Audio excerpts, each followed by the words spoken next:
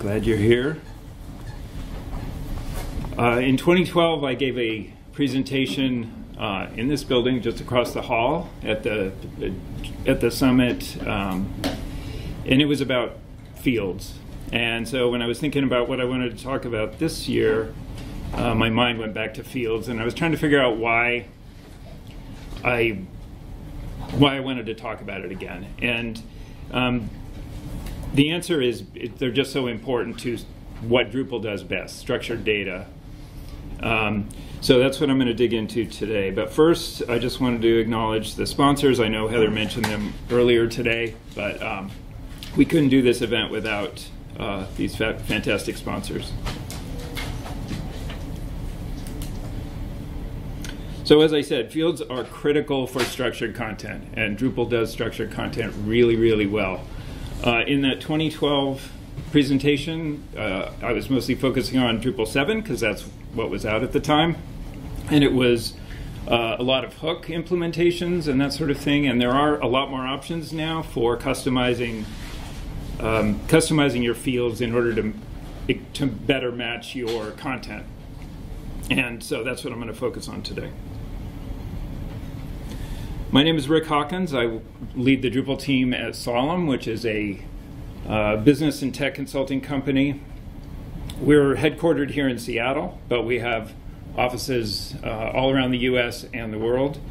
And I'm one of the organizers of the Seattle Drupal user group, and I maintain a couple dozen modules on Drupal.org. So right off the bat, I wanted to talk about what fields in Drupal mean, and there are actually three different components to it. There are field types, and those define the general behavior of the fields, how they're stored, and their properties, basic properties. And then there are widgets, which define how field values are entered by editors on the forms, for instance, on the node edit form. And then there are formatters, which define how those values, the field values, are output to the end users. And in Drupal 8, all three of these are provided by plugins.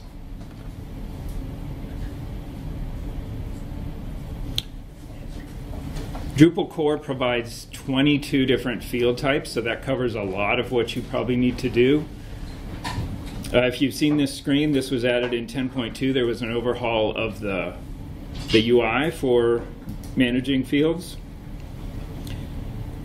So Drupal core provides some pretty basic field types, numbers, plain text, formatted text, dates, etc.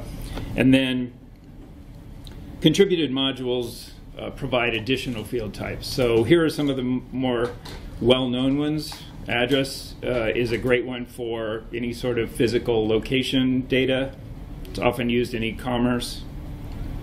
GeoField provides coordinates for mapping and that sort of thing, and it's a custom field type. The name field defines a field type for names of people. Office hours is for the hours that a business is open. And then Smart Date is an enhancement for, or it's a solution that for managing dates that is sort of that provides more functionality than Drupal core provides.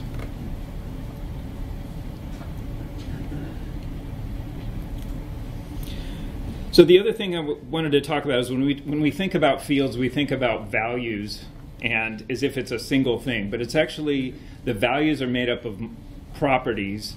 And there can be multiple properties. So when you have a multi-value field, as I'm kind of showing here, we've got three different values, and then each of those values has three different properties. And out of the 22 field types that Drupal core provides, 16 of them only have a single value. So most of the time it is just, they have a single property. So most of the time the value and the property are essentially the same. If we take a look at that, you can see things like Boolean, date fields, numbers, plain text, they all have one property, and it's called value. And then there are others, for example, the date range field type, it makes sense that that would have two properties because you have the start value and the end value. And then formatted text, it needs an additional property because you need to keep track of the text format that's being used to format the text. And then something like the link field has three. It tracks the URI that's entered, the title that needs to be output, and any options that need to go along with it. And then the one that has the most properties is the image field type. And you can see that's because it keeps track of things like the alt text, width and height of the image, and that sort of thing.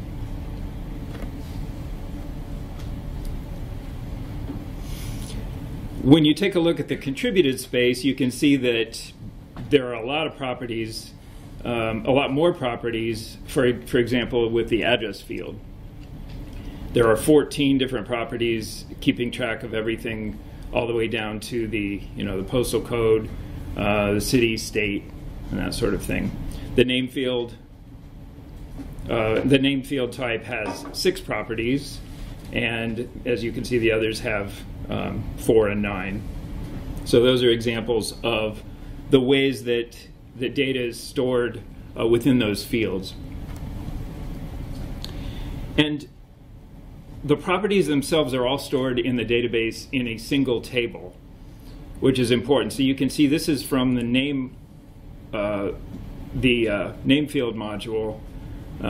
You can see there are the 6 properties that it provides. Given, which is kind of like first name, family is like last name. So all the data gets stored in a single table in those various properties in columns in the database.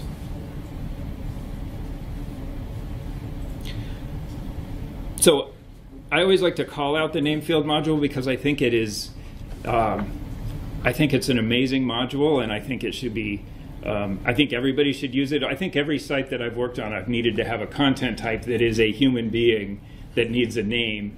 And in the old days, you might have 2 fields. You might start with first name, a first name field, and a last name field, and then maybe you need middle name. You got to find a way to combine those later and output them together. The name module takes care of that by making a single field with the properties, the 6 properties that I described. But you'll notice here there are actually 8 being shown. And that's because it allows you to include some additional fields that are outside of the name field and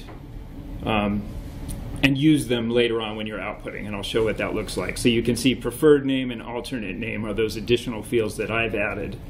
So it's a way to sort of customize it beyond what the name field module does automatically. So my recommendation, if you have a content type for a person, an employee, a board of directors person, hide the title field so that people don't have to enter all these individual elements and then the full name also, and then use automatic entity label to populate the title from these values here.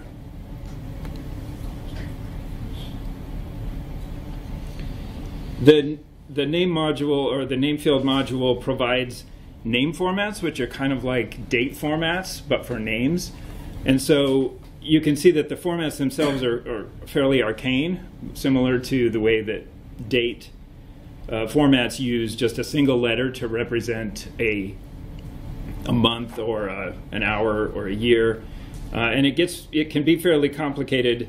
If you look at that top one, it's got a lot of parentheses and letters in there, but then it shows you what the output would be for different names. And this is really powerful because you can have all the data stored together and then output it in different ways. Last name first, a title, and then the last name. It's extremely flexible. And it even now has name list formats, so you can actually show how you want to combine the different names. You want to separate them with a comma and an and at the end. If you're doing citations, do you want it to be, if there are more than 3, use the first one and add et al. It's really great for that.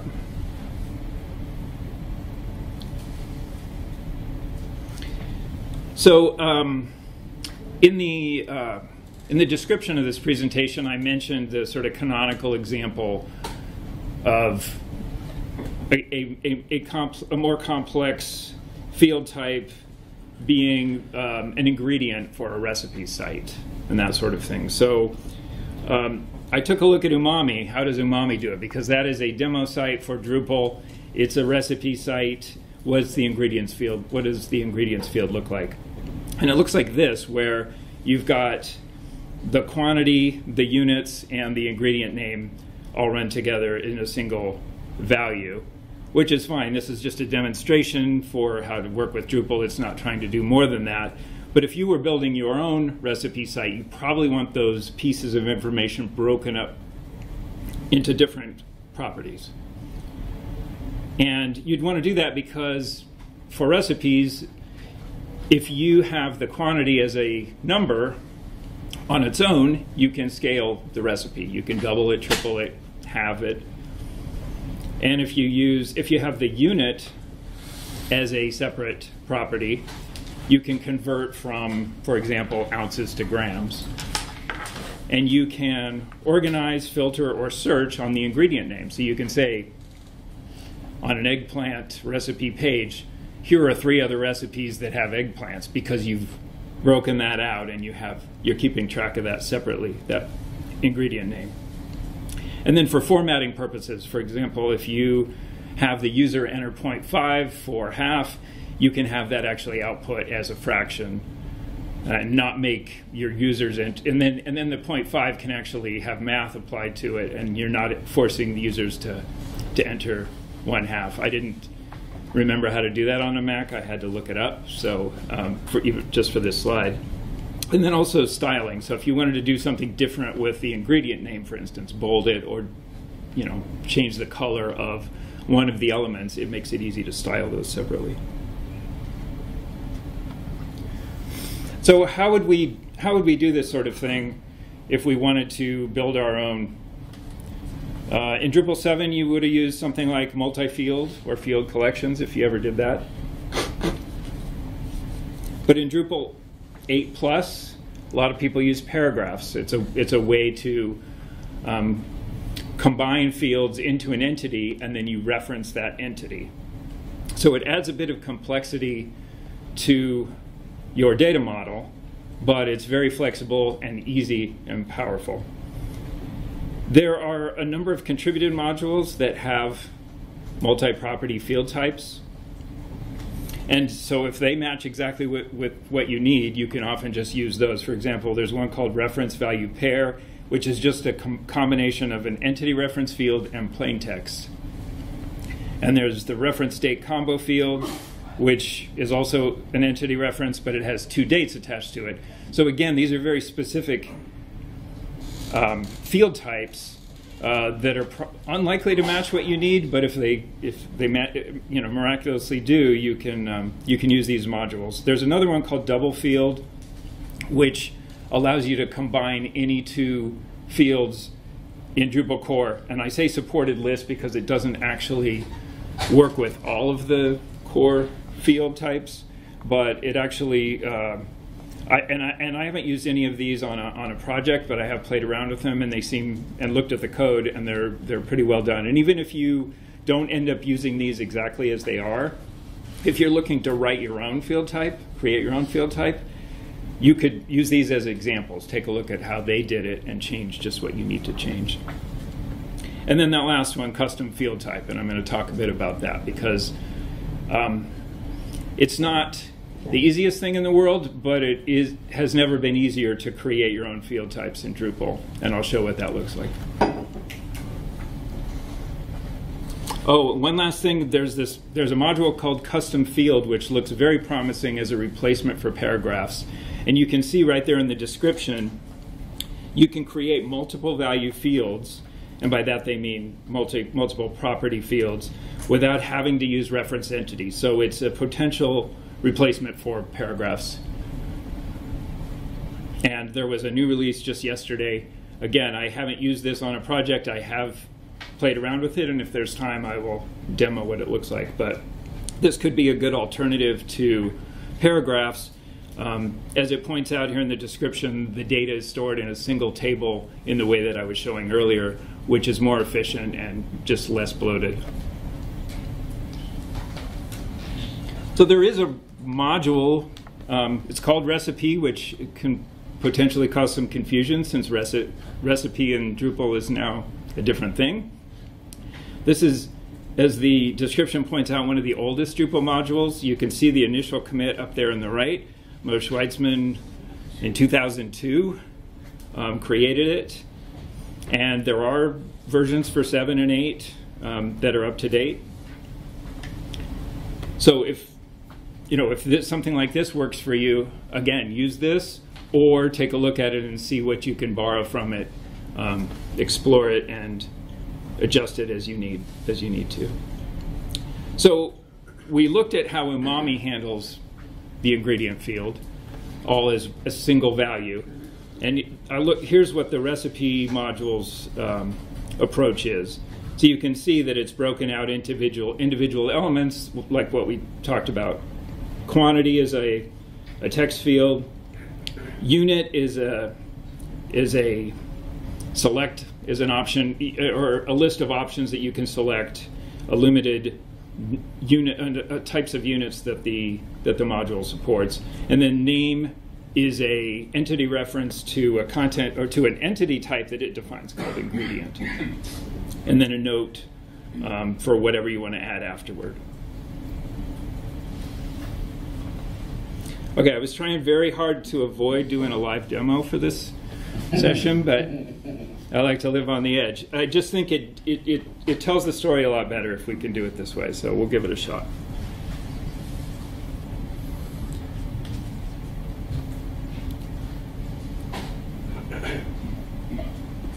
Figure out where my cursor is.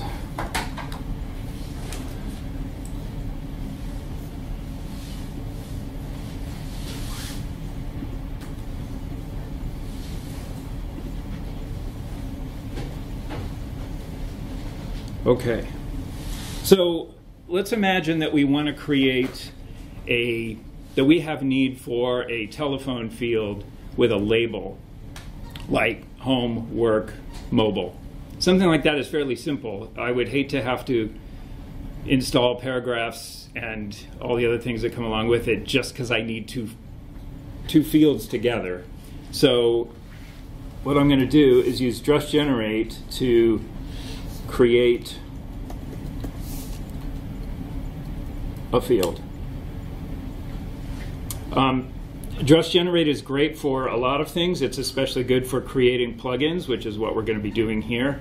It creates all the scaffold files for you, so even if you're not going to use it exactly as it gets output, it's a great starting point. So we will say, it asks you module where you want it, field ID, we're going to call this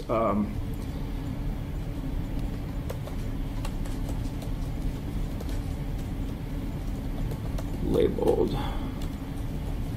So here it references subfields, and it's what I was calling properties earlier. They're the same thing. So in this case, we only need 2. And the first one is going to be the actual phone number. And it asks for a machine name. Value is kind of the standard way that Drupal handles sort of the main property. And in this case, the phone number is the main property, so I'm going to stick with that convention and call it value, but you can call it whatever you want. Then it asks you what kind of field this is, and we're going to say telephone field. And do we want to limit the allowed values? No, we don't. And do we want to make it required, meaning that if somebody adds, if somebody leaves this part of the field blank, is it considered empty? I'll just say no for now. Okay, the second value, can you see that? It's very far down, I realize. But we'll say label for the second value, and machine name of label is fine, and this is just going to be text. We do want to limit values here, and we don't want to make it required. And then it starts asking about settings. And I don't necessarily need them. I'm going to say yes, just to see you can see what those look like. I'm going to say yes for all of these. So you can see it's creating a widget for me, and it's creating a formatter. And I'm going to say yes to all of these for additional formatters. Like, okay, and it's done. So it created all of the fields, sorry, the files that I need to make this work.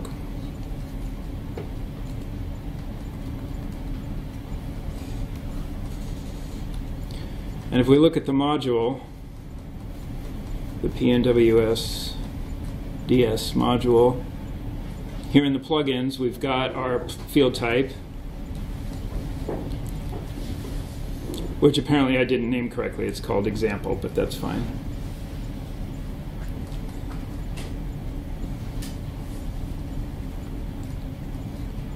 So you can see it put in some placeholders for that setting that I asked for. It doesn't know what I want to call it, so I can come in here and change that if I want.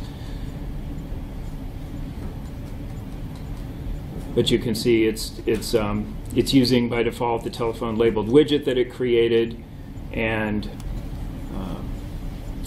so let's see what it looks like. Actually, let me go to widget here first, because we did say we wanted to limit the values. And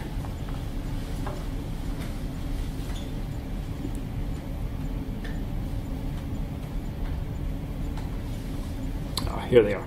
Okay, so if we wanted to say, you know, home, work,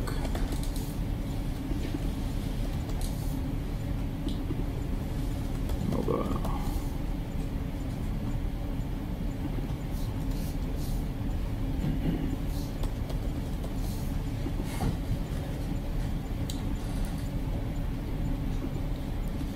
so here's the site. We'll enable that module.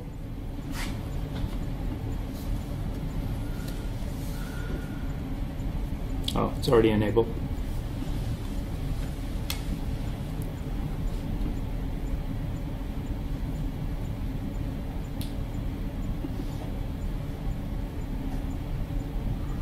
I'm going to add it to the person content type.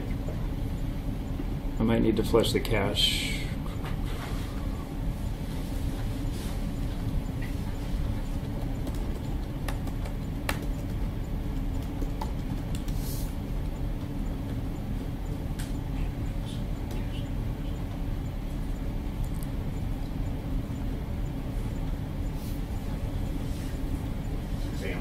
Examples on the right. Oh, I forgot it. I didn't call it. I meant to call it telephone number labeled, but there it is. Okay. Thank you.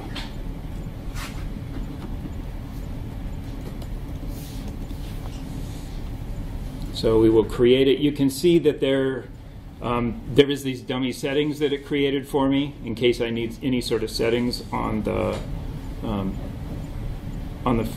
field type. And if I go here to form display, you can see that phone, the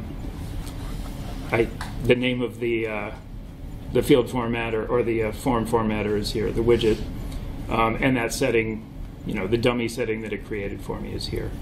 But if I go to create a person, here's my new field, which has phone number and label, just the way I wanted, and that's how easy it was for me to create it. See what I mean about the live demo? I couldn't figure out how to do that without actually doing it live. But you can see up above, here's the name field, as I was mentioning earlier.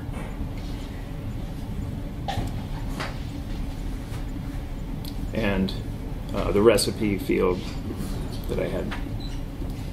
You can see it does limit the units that you can output.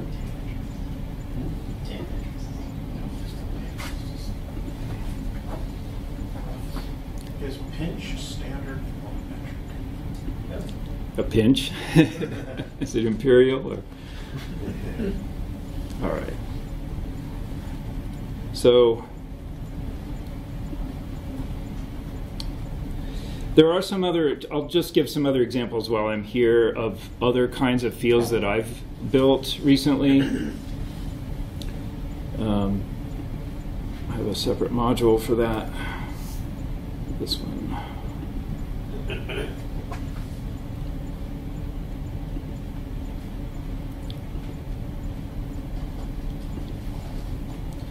So, like most things in computer science, the hardest part is naming the thing. So you can see like things like entity reference with extra fields, and text plain long, and link field. They're kind of awkward, but if you can come up with something better for your particular use case, I recommend it. But one example, text plain with Boolean. This is basically just a single text field with a Boolean value. So you could have a checkbox next to it to indicate whatever you want. And that's, so it was built in a generic way, so it's not specific to any content that I had in my mind. The widget itself is very flexible. So I'll create one of these new fields, and you can see this, that I did create a setting here for what is that label for selected. It could be selected, but I could say index. So for example, if I've got a bunch of content and I want to choose what gets indexed in Search API, which is very close to the reason I needed this in the first place, that's a possibility. So you can see that there is a custom widget that I created for this called text field with checkbox, and there is actually I don't know that there's a separate formatter for this because it's really only used to determine what gets indexed by Search API. So if I go to create a page, you can see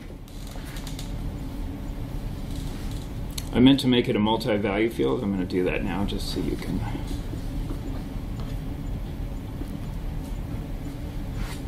see it.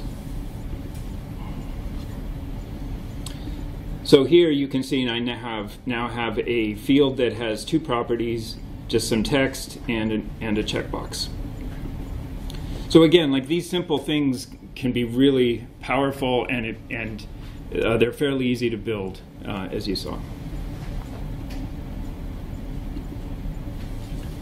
And I just discovered this article about how to add an icon for a custom field type that you create, because if you noticed, you get this sort of generic icon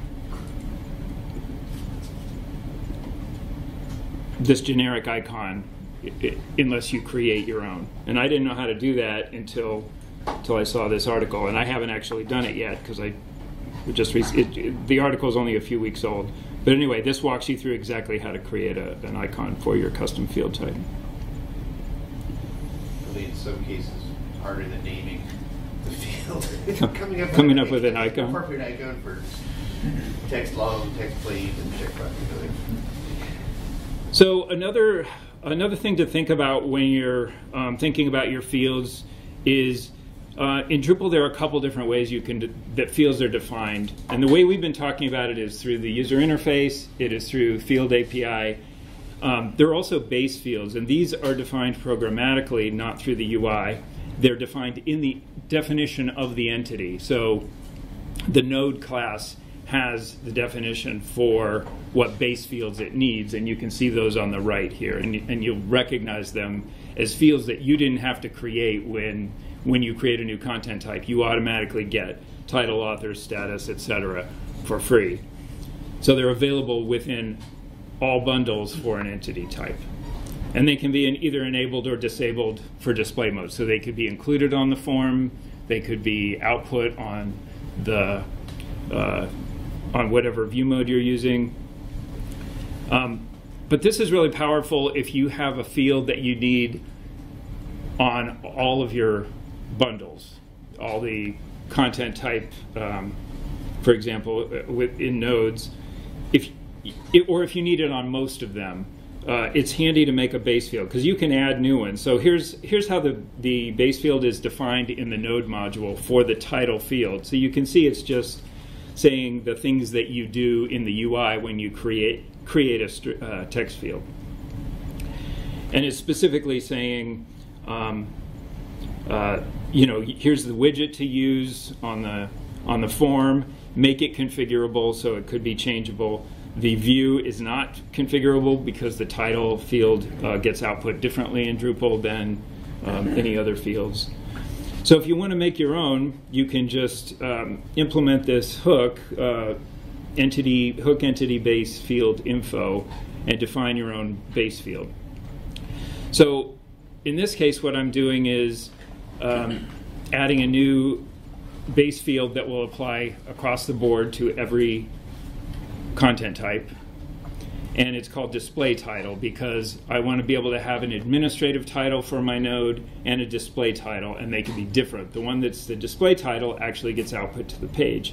So, and then I have a backup, so if it's left empty, the administrative title gets used. But you can see it's just a matter of defining it this way. Whoops. Using the same sort of pattern. And again, like just digging into Drupal core and seeing what it does and just copying and pasting. This is essentially what I did here to set this up. And any options that you would normally use through the field UI are available, as far as I've ever seen, available to define here programmatically.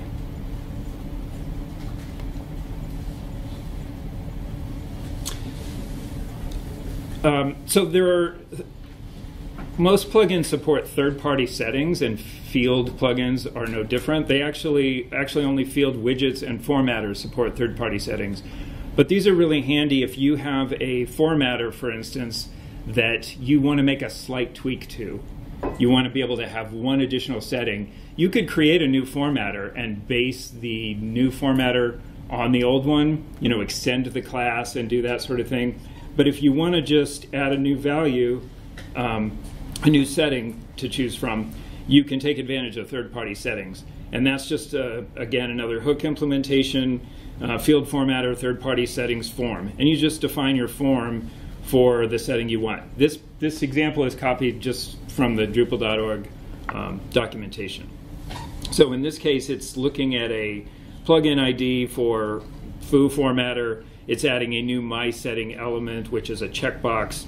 It allows people to check or uncheck that. That gets passed through. You can even use it in your, you can use it in pre-processing. You could use it in your twig files.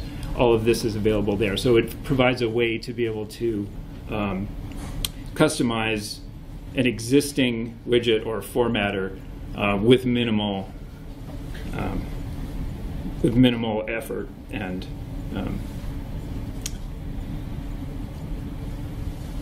so just to summarize, customizing fields, like I say, it's never been easier to do it. So the way that I recommend approaching it is to take a look at your content, figure out how you want to structure it. How do you want to slice and dice it? How do you need to, how do users need to be able to input this content? How does it need to be output? Just take into account all the factors for how you're going to use this data, and then take a look at the available options. Again, core provides a lot of functionality, so start there. Take a look at those 22 field types that are defined in core. If none of those match up exactly, see if there's a contributed module that provides a field type, like the name module. If you need to store a name, there's no reason to do anything other than use that module as far as I'm concerned. And then take a look at contributed modules and find if there are multi-property options. So again, paragraphs is one way to do it. That custom field module that I talked about could be a good option. Explore that. Take a look at base fields. If you need a field on every bundle in a particular entity type, or almost all of them, think about adding a base field. And then consider adding third-party settings to your formatters or widgets if that's the easiest solution for exactly what you need. And then, if none of those works for you, create a custom field type in the way that I just showed. And so, if you take all these steps and take a look at what options are available, there are a lot of ways to craft your fields in a way that supports your content the best. And we have some time for questions. My might be a dumb question, but where did, so I noticed that on base field and on custom field, they get stored in the same table. Where do the third-party ones get stored? In the module?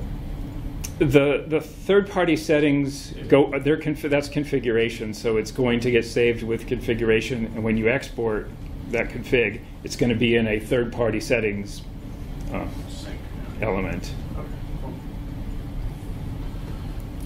Sorry, I should be repeating the question. For the question was where the data is stored for things like the custom field module and anything else, and the you said the third-party settings, right? Yeah. I just wanted to know, one, is this slide deck going to be available afterwards? Yep. Okay, cool. And then two, like the third-party settings, like I think I saw something about a checkbox. I wasn't really clear on like what exactly you were talking about. Like, are these just additional options for those formatters or widgets, or is it like an additional like setting that we would normally see? So I didn't know if you had like an example that you could show on that. I don't have an example. I can show where you would see any update, any third-party settings that you created, and maybe that's enough. So if you're here and you go to Manage Display, we take a look at, I don't know, trying to find one that has some settings. So here, third-party settings would appear here. So if you define new ones, they would be available here, and people could select things that they or otherwise couldn't. So for example, the way that I've used it before is to limit the number of values that get output. So if you said something like show X number and then a link for more, and then people can choose on a field by field basis how many they want to show. Like only show two locations and then provide a more link that will take people to the full list. That sort of thing. Thank you. Yeah, sure. Exactly.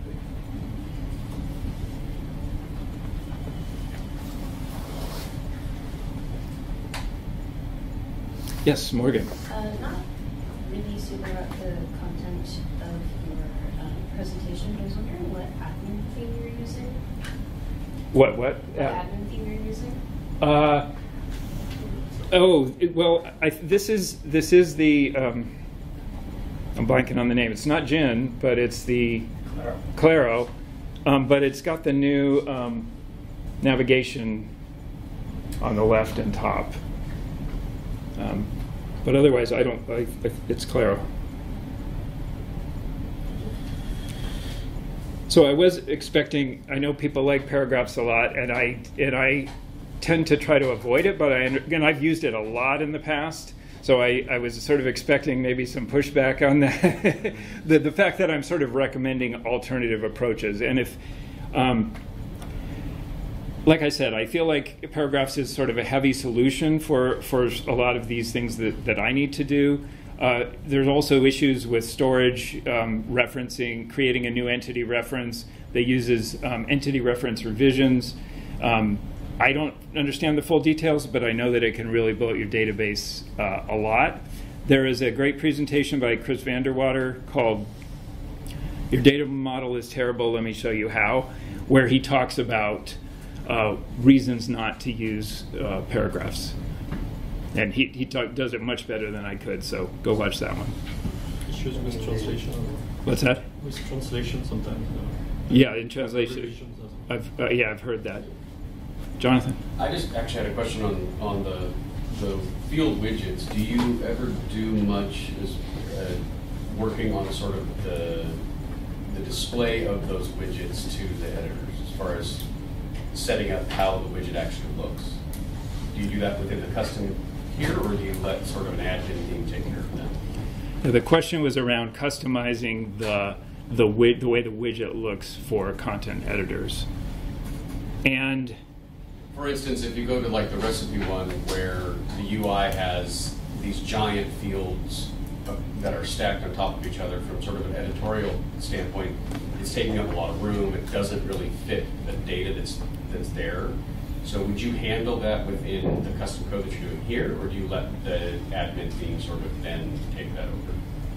Yeah, the question is about the letting the admin theme address that, or do we define it? I think the admin theme does that, and I will admit that the way Paragraphs handles collapsing those values and then summarizing them is pretty slick, and that would be a really nice thing to be able to do with a custom field type, so that you could have that, especially if you had 4 or 5 fields. You're right; it just takes up a lot of space, and they're all stacked; they're not side by side. That custom field module that I mentioned earlier has a couple different ways you can do it. You can do stacked, or you can use Flexbox, and it'll put them side by side, which is going to be more efficient for space. So, for the name field that I have here, let's see if I go to the name field that I was demoing. I actually customized this. This has field group, and I've created a name field group because I've got my preferred name and alternate name, and they're sort of in there with the others, even though they're not technically part of the name field. So I kind of customized this in a way that the module itself didn't do. But the module, actually, I'll show that really quickly since you brought it up. If we go to the definition for that.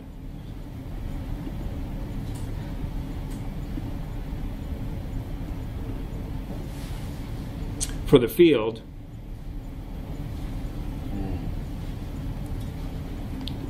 let's see. I think I have to go to here. So you'll see the amount of options is tremendous, where you can say, I only want these certain, it's calling them components. Again, these are just properties or subfields. And you can say, what's the minimum requirement for this to be a valid entry, and then you can see there's just a lot more options. You can see that you can adjust the maximum length. I did actually change these to be all 60 because it looks better when they're all the same width. So this does kind of address what you're talking about, Jonathan, where and I moved the label displays above. By default they're below. So there's quite a bit you can do just to make that form look better within the name module. But you can see here's where I'm defining that additional component source. I'm saying use preferred name for that. That's a separate field. Alternate name for the other. And then looking at the automatic label, I'm saying automatically generate the label and hide that field. And I'm just using the name field to populate the title automatically. Default rendering of the name field. Yeah. So the tokens, you have tokens available for outputting the name. Which I'm assuming you can drill down into if you wanted only parts of that. I think so, although when you look in here, you don't, I don't see them. But I thought you used to be able to do that. That may not have made its way to, oh no, here it is, yeah. So you can access the individual elements here. Yeah. I got touched on a little bit, but theming fields, right? Because I have like select lists that can be very, very long, and you want a side by side. Any thoughts on that? Are you talking? Yes. So the question was around theming fields, and when you say that, do you mean the forms again, like Jonathan was talking about, or do you mean the actual? Like input forms, Input so form. other people are going to use them. I want to color certain regions, Yeah, do not use. I think your best bet there is probably creating a custom module and defining a library and writing your own CSS to address the specific needs you have. That's what I've done in the past and just found that to be the easiest. Yeah, that's how I've done it. I was just wondering if there's, Yeah. You can also use this admin theme as a base theme, create your own admin theme on top of that, and then do it like you do the front end, and just take over everything at that point. Yeah, that's for more ambitious people than me. I don't know. I mean, a few twigs. You don't have to use them all. Yep. All right. Other questions? If you think of them afterward, you can find me around. I have a quick question. Yeah. Not about the fields or anything, but I just noticed, maybe it's I'm just working on slower technology, but like when you did like the cache rebuild and then like when you installed the module, it was like almost instantaneous. And I'm like, you're not running this locally, or maybe you are, but like, wow, like how is it so fast? It is really fast. So I'm using OrbStack, which and DDEV. I was using Colima, but I think that's not even recommended by DDEV any longer. OrbStack is the one that they like. It's not free, but I don't think the license is super expensive. For me, the speed is worth it. It's really fast. And so that expresslift.loc, that is like That's a local. That's just a, site? yeah. That's a custom domain that I defined, but it's a DDEV. Like if you went to expresslift.ddev.site, it's the same thing. Okay. Wow. So That is- I just like not having to rely on an internet connection, and this allows me to avoid that. All right. Well, thank you, everyone.